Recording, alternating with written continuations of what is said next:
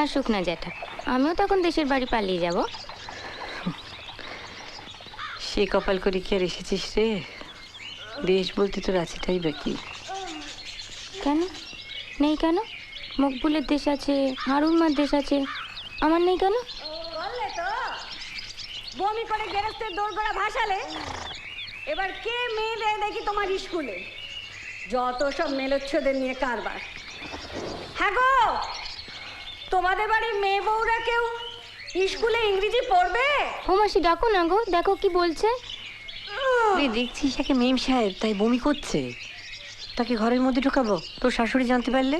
আর বলো না গো বউ, বলু আমি বাড়ি বাড়ি যাই, মেয়ে বউরা যদি কেউ স্কুলে পড়ে আমি সে বুঝিয়ে আনতে পারবো খুন। তা শুনবে কেন? ফিরিঙ্গির যাত তো, আমি নাকি বাড়ি বাড়ি গিয়ে নগদ নেবো, তাই খবরদারি করতে হয়েছে।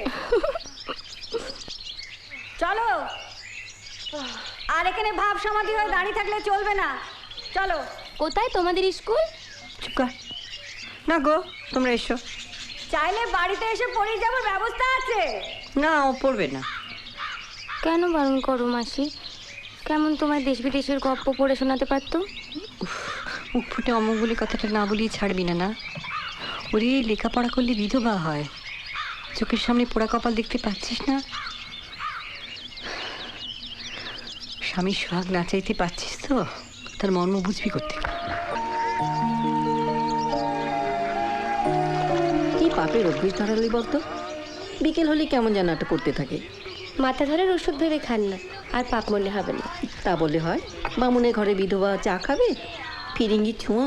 আহ, চা গাছের পাতাটা তো আর ফিরিঙ্গি বানায় না। পাখিগুলো একটু বন্ধ করে দে না মা, চোখে আলো আসছে।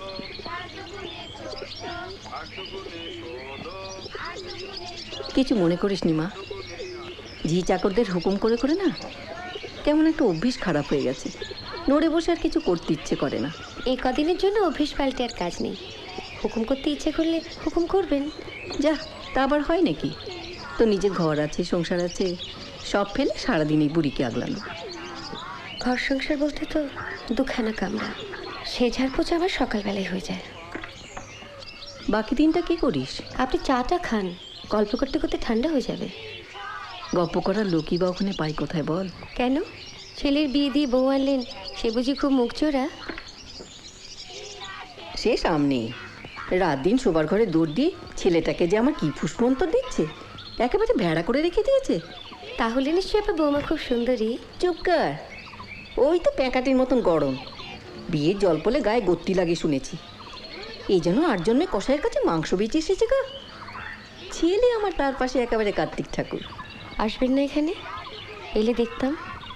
ভেবে তো ছিলুম আসবে, একবার ঠিক আসবে। মা না খাইয়ে দিলে খাওয়া হতো না। একদিন হয়ে গেল,